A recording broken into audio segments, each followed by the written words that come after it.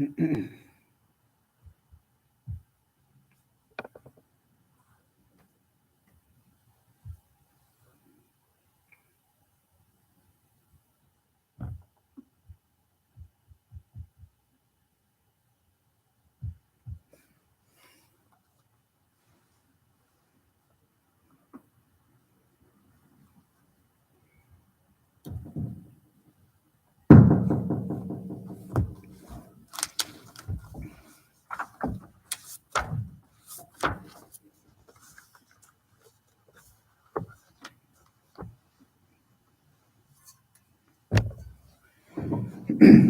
لله رب العالمين، والصلاة والسلام على أشرف المرسلين نبينا محمد وعلى آله وأصحابه ومن استنى بسنته إلى يوم الدين. اللهم علمنا ما ينفعنا وانفعنا اللهم بما علمتنا وزدنا اللهم علما وعملا إنك ولي ذلك والقادر عليه. أما بعد، نواصل درسنا المعتاد في شرح بلوغ المرام للحافظ ابن حجر رحمه الله، وغفر الله لنا وله ولسائر المسلمين، آمين. وكنا في باب الأذان من كتاب الصلاة، ووصلنا إلى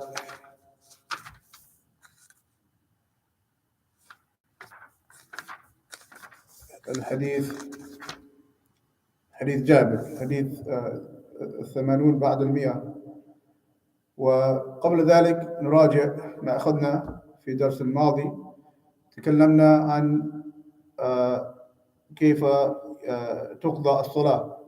تقضى كما شرعت، تقضى كما هي تؤدى من أول مرة، بنفس السنن والواجبات، بنفس الأذان والإقامة، وبنفس الجهرية إذا كانت جهرية، والسرية إذا كانت سرية، وجماعة إذا كانت جماعة، وهلم جر.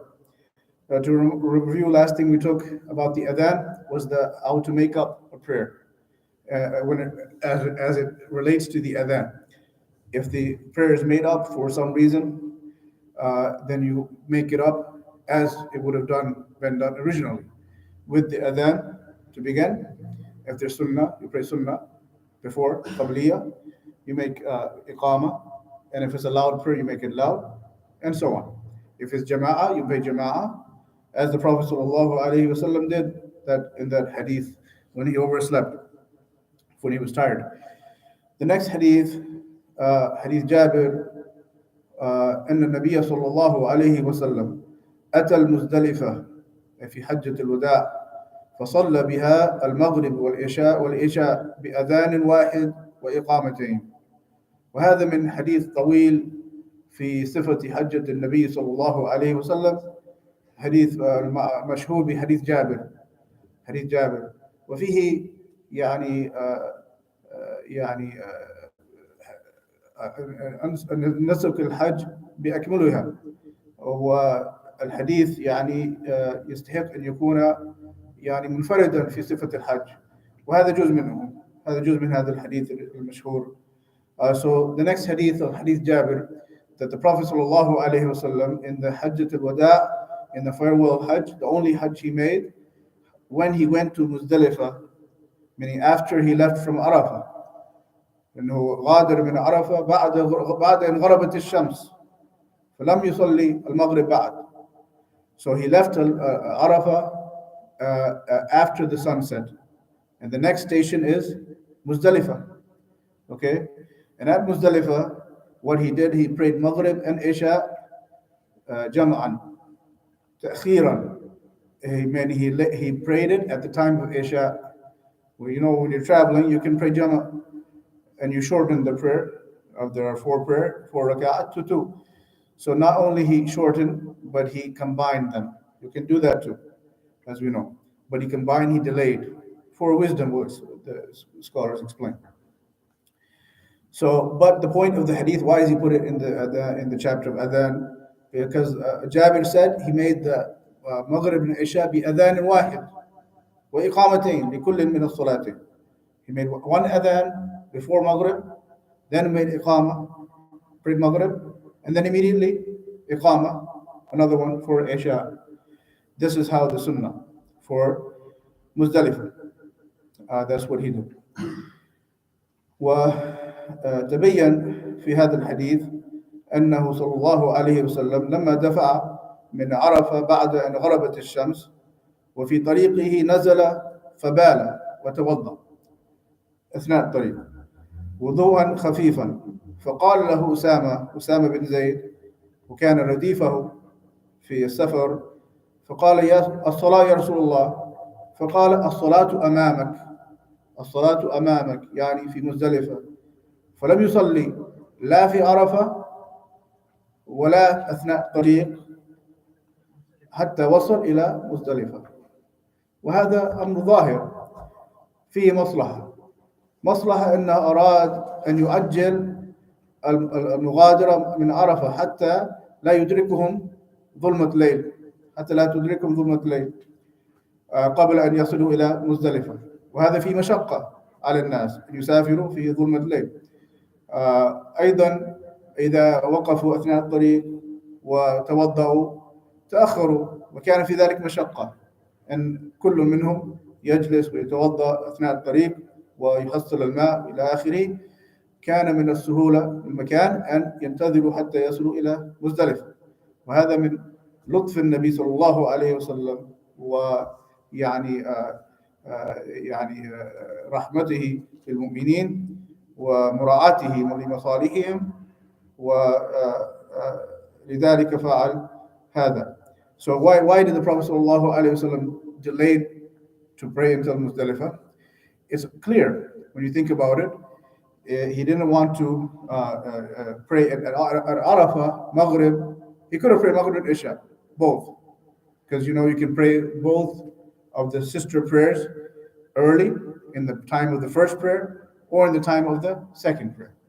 So Maghrib and Isha could have been prayed there after sunset, but that would have delayed their travel for a period of time, and then they would have been overtaken by night in the middle of their journey to the next place, Muzdalifah. So it's easier to stop, obviously, one stop in the night, rather than delay. And even he had an opportunity to pray in the middle of the way because he had to go to the restroom, and then he had to make wudu on the way. But he said, no, we're not going to pray on the way. We're going to pray till we get to Muzdalifah. Same reason. It would have been difficult for everyone to stop in the middle of the journey. So this is the sunnah, and it shows the Prophet ﷺ used to look out for the benefits of the people. لقد جاءكم رسول من أنفسكم حريص عليكم ما عنتم. يعني the Prophet Allah subhanahu wa ta'ala said that he is the messengers come to you that it is difficult on him. يعني عزيز عليه ما عنتم حريص عليكم بالمؤمنين رؤوف رحيم. And it was difficult for him, that which is difficult for the people. And he used to look out for the benefit. حريص عليكم بالمؤمنين رؤوف رحيم. He was with the believers very gentle and caring, compassionate. This is the leader. And this is who is Rasulullah sallallahu alayhi wa sallam. أكمل الناس خلقا وعلما وتقوى. The Prophet sallallahu alayhi wa sallam was the most knowledgeable, the most gentle, the best manners. So the point is that they made the prayer of the Maghrib and Isha with one adhan. That's the point. When you combine the prayers like this, one adhan, and then one separate iqama for each of the two. وكذلك في الظهر والعصر بأذان واحد وإقامتين للظهر والعصر. Likewise, if you're going to pray Dhuhr and Asr, one adhan, two iqama. Whether you want to pray early at the Dhuhr time for some reason, or you want to wait, and pray at the Asr time. And this is generally the sunnah of the Prophet ﷺ, that when he left, was on the journey, and he left after sunset, he would pray the prayers where he stopped. He would pray the prayers at the time of Salat al-Isha.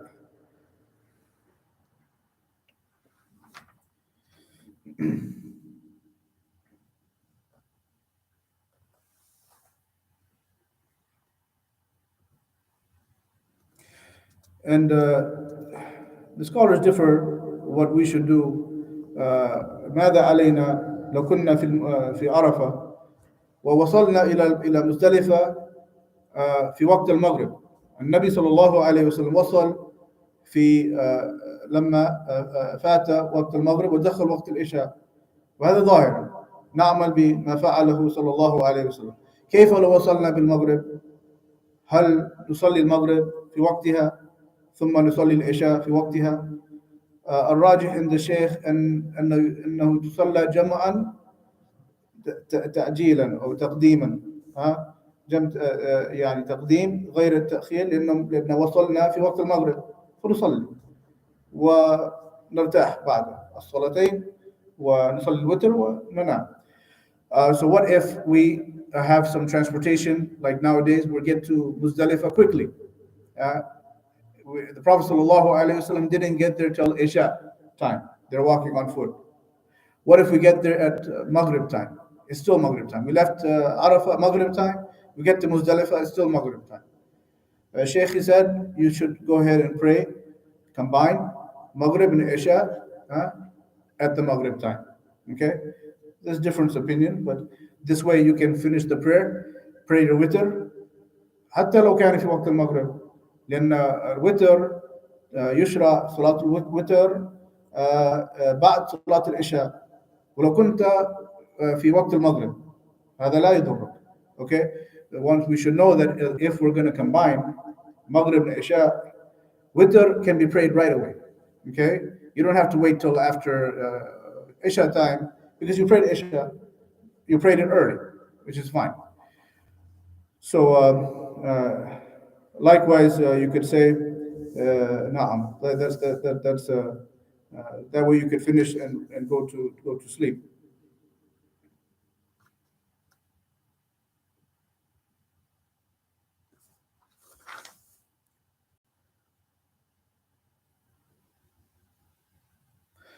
And this is in Muzdalifah, okay? But outside of Muzdalifah, if you're in a situation where you want to combine Maghrib and Isha, do you have to, in the case of combining, this is just general principle, do you have to pray the prayers right back to back?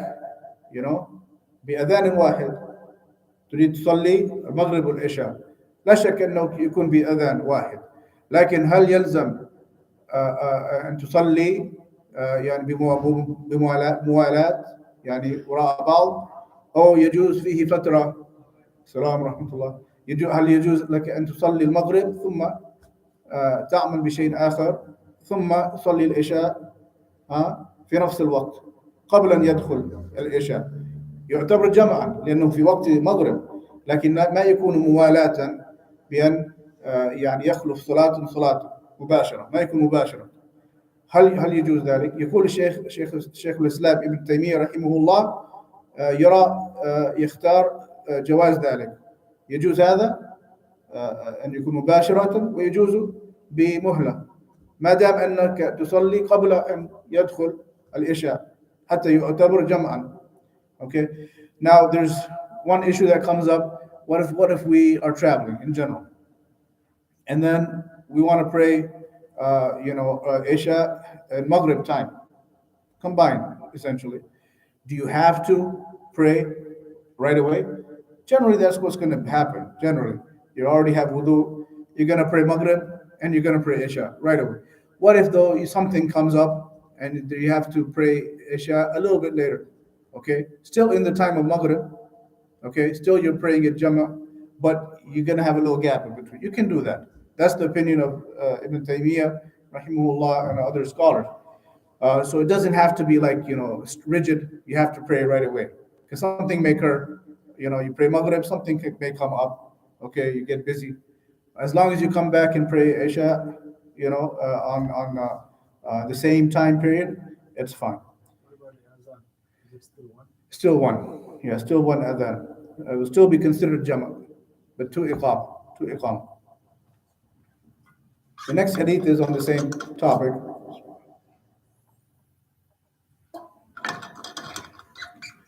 حديث الواحد والثمانون بعد المئة وله أي لمسلم رضي الله عنه عن ابن عمر رضي الله عنهما قال جمع النبي صلى الله عليه وسلم بين المغرب والعشاء بإقامة واحدة وزاد أبو داود لكل صلاة، أي إقامة لكل صلاة. وفي رواية له ولم ينادي في واحدة منهما، أي لم ينادي في واحدة، لم يؤذن يقصد في واحدة من هاتين الصلاتين المغرب والعشاء، لكن كان يقيم لكل واحدة منهما. So this hadith, same meaning, okay, with a different narrator, also authentic hadith, and doesn't say هذا ليس مقيدا بمزدلفة، هذا عام، قد يكون نفس الحالة نفس الحادثة، قد يكون غيره، لم يبين. And this hadith doesn't say it will happen in Muzdalifah. Okay, the first hadith Jabir was in Muzdalifah.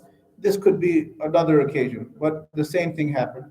Prophet sallallahu alaihi wasallam combined Maghrib and Isha, and he made one adhan only and separate iqama for each of the two prayers. That's clear. Okay.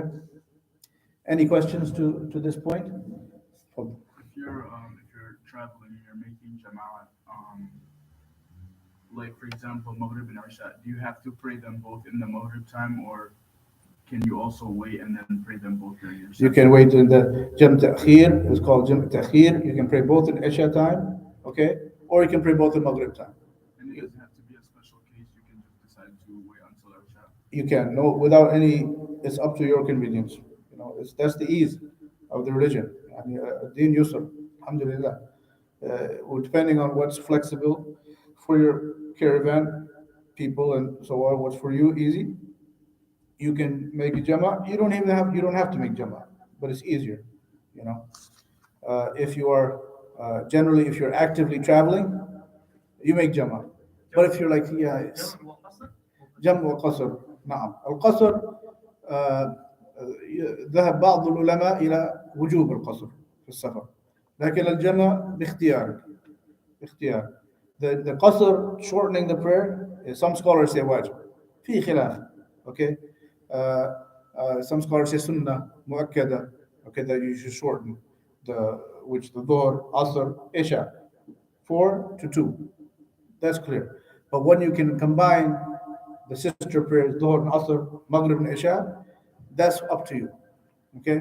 But the sunnah is when you are actively, you know, in the middle of a very unstable state, you know, you're very on the move.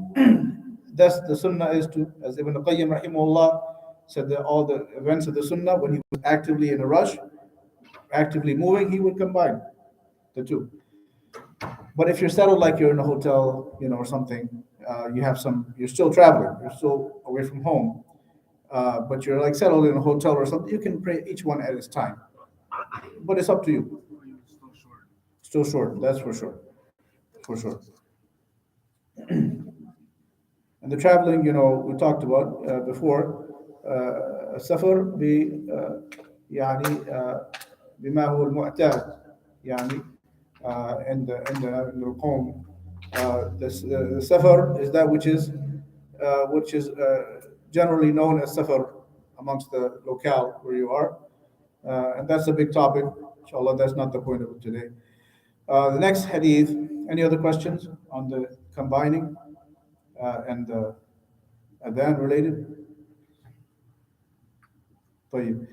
حديث الثاني والثمانون بعد المئة عن ابن عمر وعائشة رضي الله عنهما قال رسول الله صلى الله عليه وسلم إن بلالا يؤذن بليل فكلوا واشربوا حتى ينادي ابن أم مكتوم وكان رجلا أعمى لا ينادي حتى يقال له أصبحت أصبحت متفق عليه.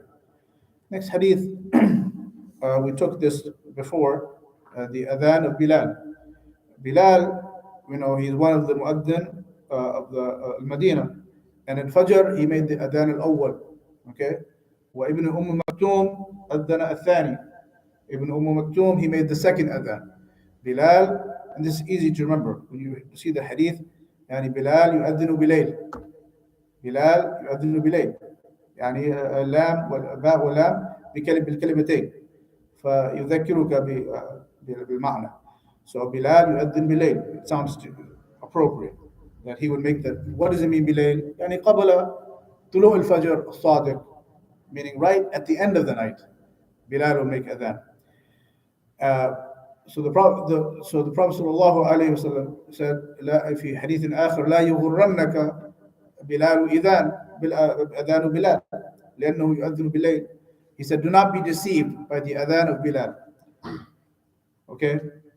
Because he is not for the true Fajr. لا يحل صلاة ولا يمنع أكلا وشربا. He does not prevent you to eat and drink. Like, it's not like if you plan to fast, you hear the adhan of Bilal, oh, you have to stop. No, because it's nighttime still. Okay? كلوا واشربوا حتى يتبين لكم الخيط الأبيض من الخيط الأسود من الفجر. Until the true Fajr comes. The true Fajr comes with the adhan of Ibn Maktoum. Okay? That's the when you can have to stop eating and now you can pray Fajr. So what's the ما حكمة ما سبب أذان بلال إذا? What is the reason for the adhan of Bilal? If it doesn't prevent us from, it doesn't start our fast, nor does it let us pray. Okay? الحكمة جاءت بينة الرواية الأخرى قال صلى الله عليه وسلم ليرجع قائمكم ويوقظ نائمكم. Bilal, he makes the adhan so that the one who's praying Qiyam al-Layl can now take a break. Okay?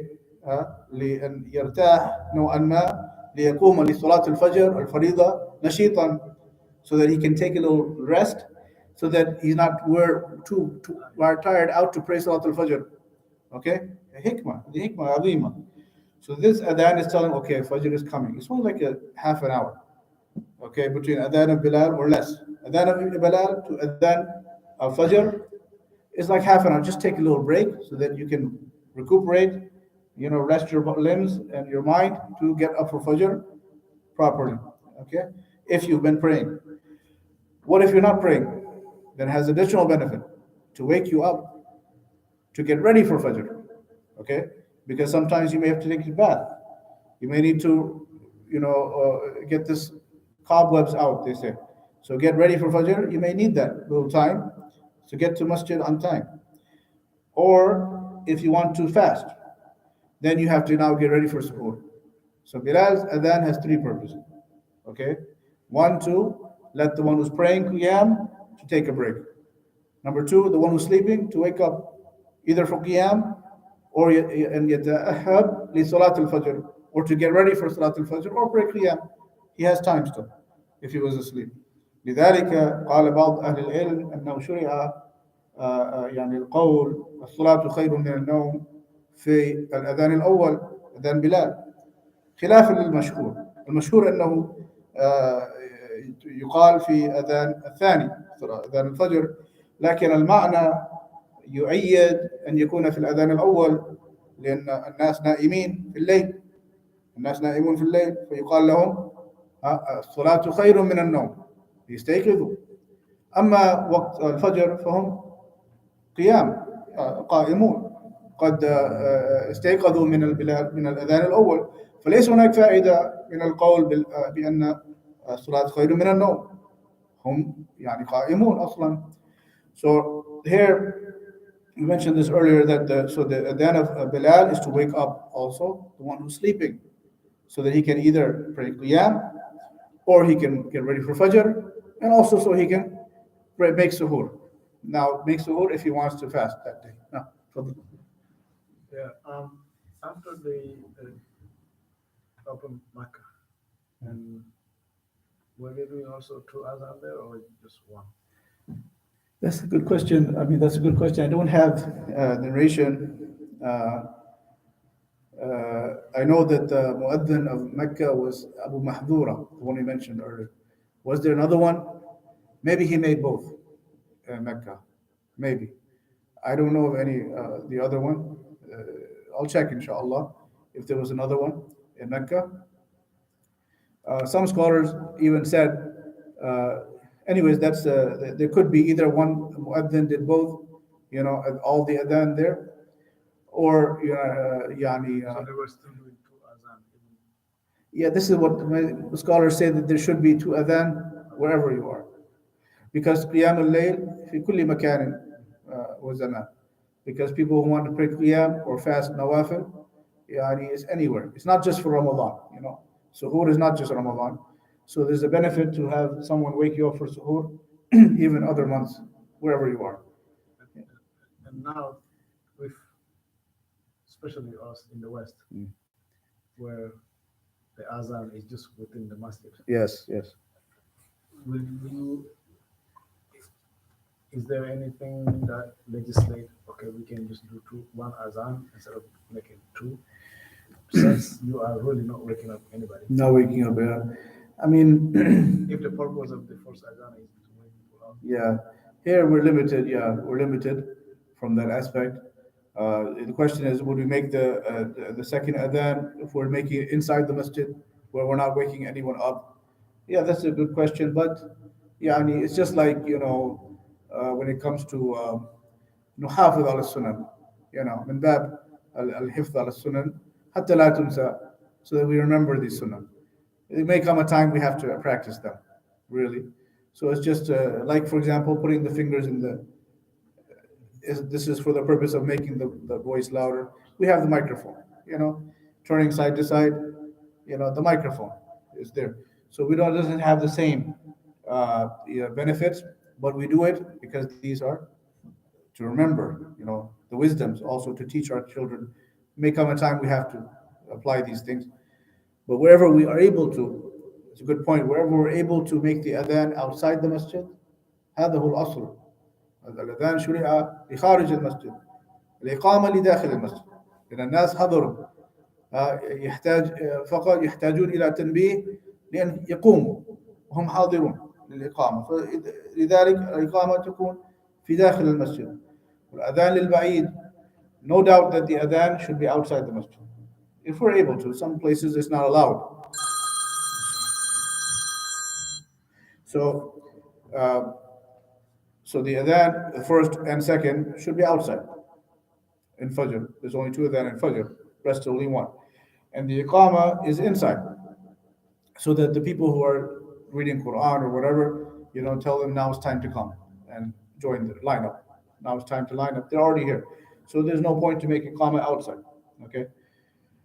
But you could make the Iqama just to let people know who are on the way, But originally the adhan must be outside, to tell people. But anyways, it's we still do it inside the masjid, all of them, because we don't have. يعني اتقوا الله ما استطعتم. We say اتقوا الله ما استطعتم. Yeah, we fear Allah as much as we can. We do as much as we can. If we're not able to, even like we're praying, we're not able to stand, صلوا قياما فإن لم تستطيعوا فجلوسا, as in the hadith. If you can't pray standing, pray sitting. Can't pray sitting, pray lying down. Whatever you can do, we do as much as we can. But for places like some places, they in the Muslim countries, for example, they make the adhan داخل المسجد. Okay. In Muslim countries, no. حتى يقول بعض أهل العلم أن هذه بدعة.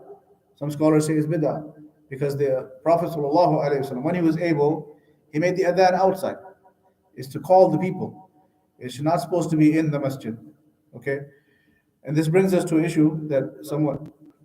what about if they have microphones that are connected that goes outside? Yeah, it's okay. Yeah, as long as that's fine. As long as it's transmitted outside, that's the point. Yeah. Now, one thing though, we understand from this that the point of the adhan, we said, is to call the one who's far. Okay. Now, one question came to me regarding this chapter. We'll just take it now, inshallah. ما حكم الأذان الثاني يوم الجمعة؟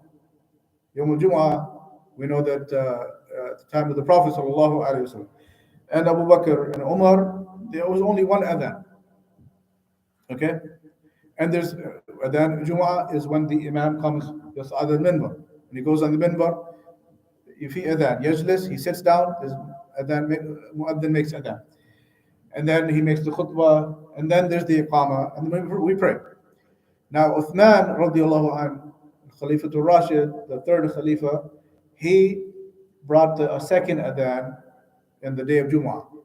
It's really before the first adhan. But they call هو الأذان الثاني من حيث التاريخ من حيث التاريخ أما واقعها فيقع أول قبل الأذان الأول والأذان الثاني يعني مقصود Uthman said he made a second adhan on the day of Jumu'ah, and this may be still practiced in some places. But what is the adhan Uthmani? What did he do? Why did he do it?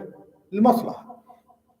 For a good benefit. Why? Because في عهد النبي صلى الله عليه وسلم كان سكان المدينة كلهم حوالي المسجد يسمعون الأذان الأول، لكن لما اتسعت المدينة صار الناس يسكنون بعيدا نوعا ما عن المسجد فلا يسمعون الأذان من قريب المسجد أو خارج المسجد، فجعل عثمان أذانا في السوق قبل الأذان خارج المسجد بلحظات حتى يقف الناس عن الشراء والبيع والشراء ويذهبون إلى المسجد ويدركون الخطبة. فهذه مصلحة عظيمة من فقه هذا الخليفة الراشد. Uthman radiallahu anh, what did he do? Because the Medina expanded, the homes started getting further and further as natural from the masjid. Originally, there was everyone could hear at the time of the Prophet sallallahu alaihi wasallam the first adhan. There was no need for a second one. So they all hear, they come to the masjid, they come to the khutbah. Now there's people far away, maybe in the marketplace. Okay, they don't hear the adhan when it's given at the masjid, right outside the masjid.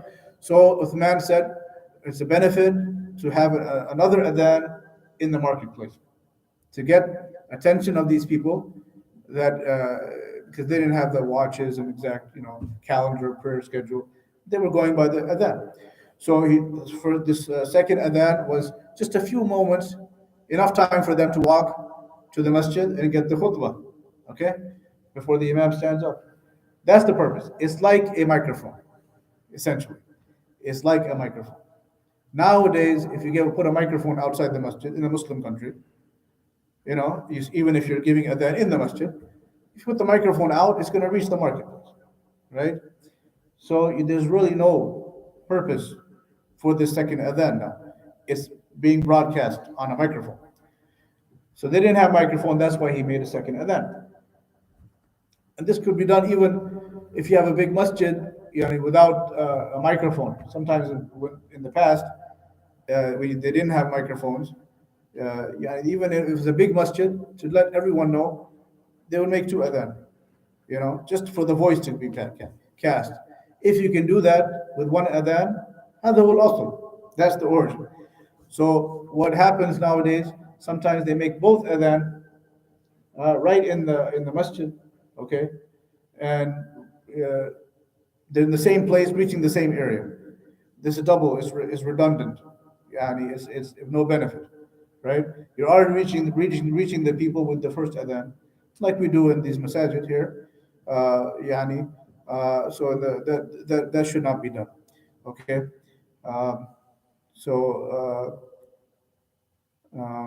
Also, Would it be considered bid'ah to do both of them? yeah, some scholars say bid'ah. It's bid'ah because this is not the purpose of it.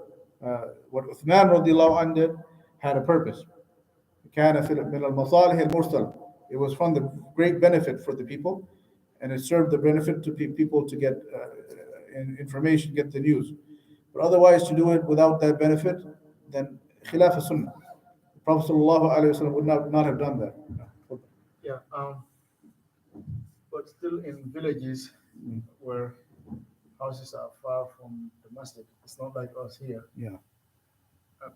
At least in my village, we still do two.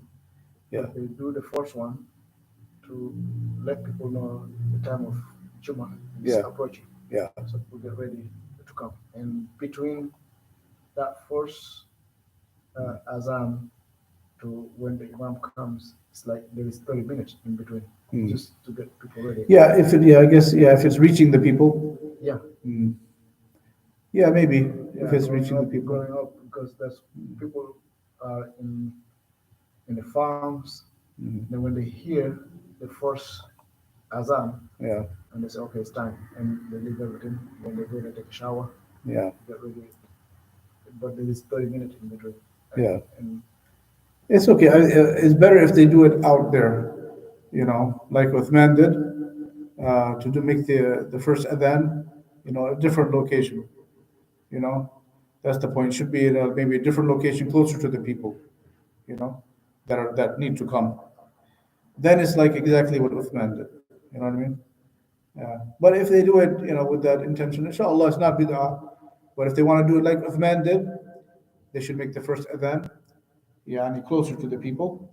Okay, and the second adhan right outside the masjid. Yeah. Wallahu a'lam. I mean, it's not. Yeah, it would be a problem like if they made the two adhan right back to back, very quickly. That has no purpose, right? But if it's a time period, like you said, half an hour, then there is a benefit. Yeah, there's a benefit in that. Any other question? طيب. Uh,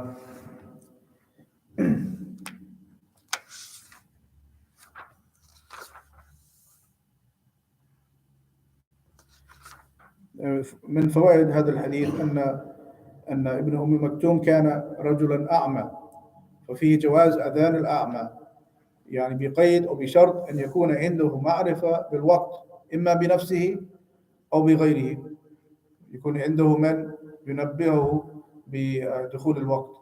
So also Ibn Umm Maktoum, the one who made the Adhan, the second Adhan of Fajr in Al-Madinah, he was blind man. So one might ask, how is he going to make Adhan if he's blind? He can't see the alamat, the signs on the horizon. He had someone else tell him. So he was chosen because of his voice, but he had someone to tell him when the time came in. And that's fine.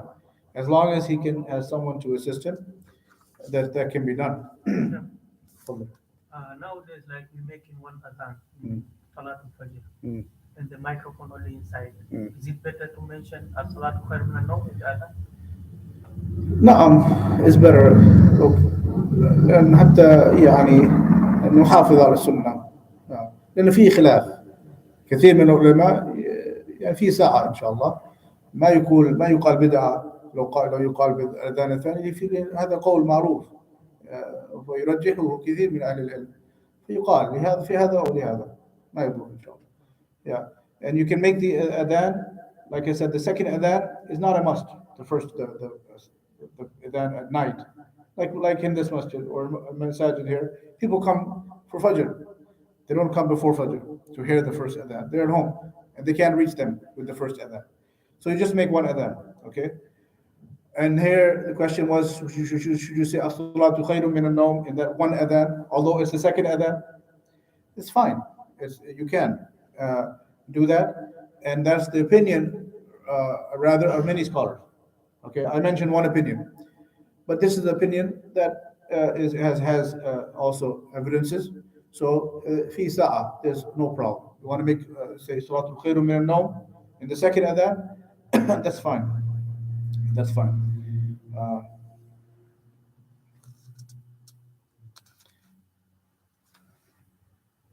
Next hadith is actually weak, so we'll skip it.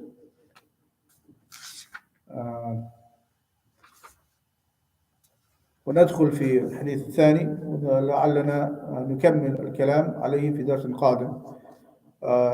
The next hadith, حديث الرابع والثمانون بعد المئة، عن أبي سعيد الخدري رضي الله عنه قال رسول الله صلى الله عليه وسلم: إذا سمعتم النداء فقولوا مثل ما يقول المؤذن، متفق عليه، وللبخاري عن معاوية مثله. So the next hadith is regarding what we do when we hear the adhan. Okay, the muadhin, we talked about what he says in the adhan. When we hear the adhan, this hadith is in Bukhari and Muslim, نقول مثل ما يقول المؤذن.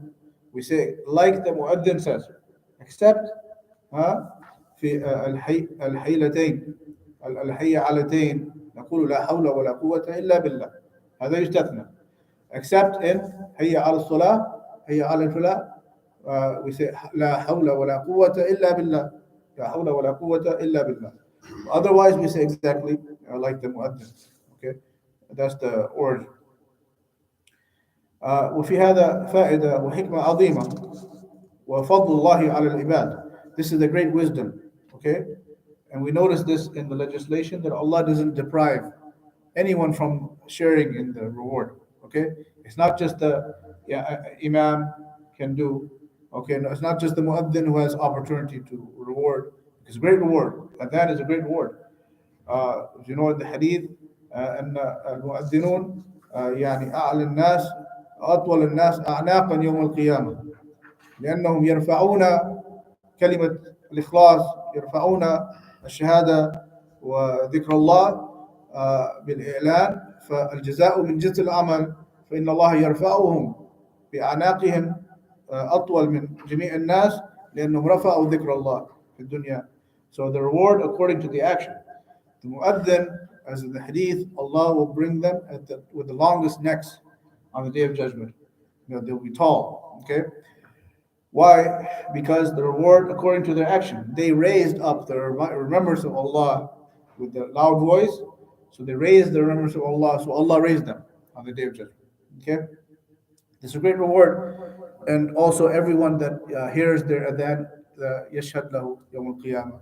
Everyone that hears the adhan of the muaddin, they testify for him that he made dhikr Allah, raised the call to Allah, testify for him on the day of judgment. So, but it's not just for him. For us who hear the muaddin, we get a chance too. So we for reward, so we repeat after him. Okay? Except hayya ala salah, we say la hawla wa la quwwata illa billah. Okay? And we find نذير ذلك في كثير من الشرائع. نذير ذلك في الحج في عرفة. العرفة ليست خاصة للواقفين بعرفة, بل نحن نشارك بالأجر. فشرع لنا الصيام, فصيام يوم عرفة يكفر السنة الماضية والقابلة, والسنة التي قبله والسنة التي بعده, ونشارك في الأجر. وكذلك للحجاج الهدي, ولنا الأضحية. طيب, ولنا الإمساك عن أخذ الشعر والظفر في يعني أشهر ذي الحجة, وذلك نشابه ونشارك الحجاج في الإحرام يعني نوعا ما الذي شرع لهم. So likewise, you know, there's certain things we share. Although you don't go for Hajj, for example, people in Hajj, they have the most reward, no doubt, in that time. But we get a share. Whoever does not go for Hajj, they get Arafah. Arafah, Allah boasts about those who are standing in Arafah. Okay, He boasts to the angels. Look at them, and they're in a great position, and their du'a is accepted on the day of Arafah, on that time. But we share. Whoever doesn't go for Hajj, on that day Arafah, we get to fast. Okay, they don't fast. We fast. And it forgives the sins of the previous year and the coming year. And da'wah mustajaba للصائم عموما. Also, anyone who makes dua when he's fasting, his dua is accepted. So we share, similar like them. So just like the adhan muaddin and the people who listen to the adhan, we also share. Also, when it comes to the Hajj, when it comes to the sacrifice, and the Hujjaj, they do the dhabh al-hadi, what they sacrifice, they pay for those who go for Hajj. We do the udhiyah, which is sacrifice we do in our lands, and we get the similar reward. And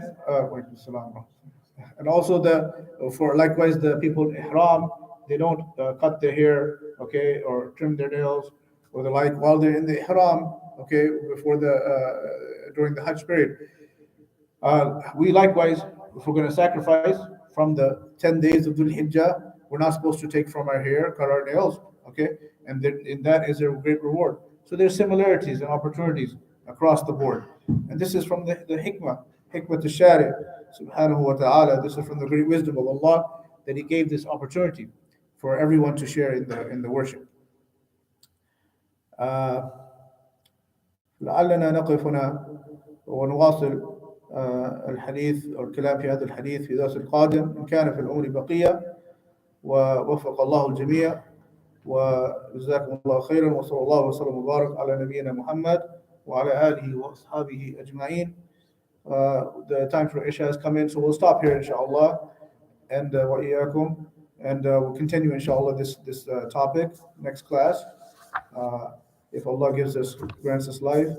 Any questions on this? The muezzin says as-salat khayrun min an-nawm. You just repeat that after them. Repeat after them, as far as I know, yeah. Repeat after them. The only exception is hayya ala salah, hayya ala falah. That you say, and the wisdom also, we'll probably mention that, yani when you hear hayya ala salah, when you come to the masjid, you remind yourself, هذا ليس بحولي ولا قوتي. الله الذي وفقني لأن أتي المسجد، ليس بقدرتي أو ليس يعني خبرتي أو بعلمي أو عملي. الله الذي وفقني وجعلني من المتمكنين لهذا. You remind yourself when you come to the prayer. You shouldn't come the prayer like, oh, I'm someone special, or I'm the one who did this, and I'm this and I'm that. So when you hear the hayya ala salah, hayya ala falah, you remind yourself, la hawla wa la quwwata illa billah. No, it's only Allah. He's the only one who gave the ability for me to move from place to place or to have the strength. It's not by my ability or my special things. No, this Allah favored me. Many people Allah didn't guide. That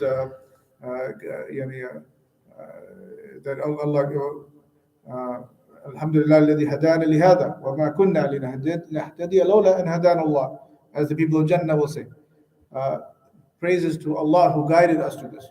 We could not have been guided to this except that Allah guided us. Except Allah guided us. So we say, I'll remind ourselves, Allah gave us the success. We praise Allah and thank Him and return the blessing always and the favor to Him. فَلِلَّهِ الْمِنَّةُ مِنْ قَبْلُ وَمِنْ بَعْدُ وَالْحَمْدُ لِلَّهِ رَبِّ الْعَالَمِينَ.